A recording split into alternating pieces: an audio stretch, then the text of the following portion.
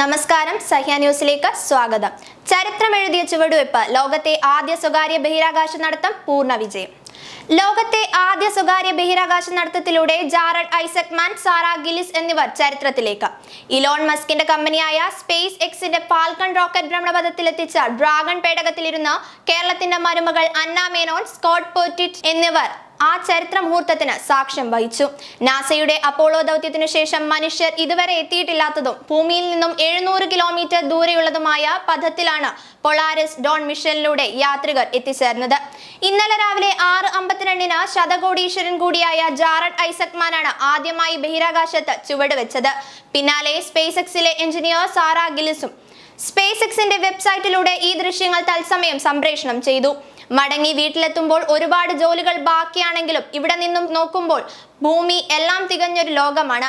ആദ്യ കാഴ്ചയുടെ വിസ്മയത്തിൽ Jared Isaacman പ്രതികരിച്ചു.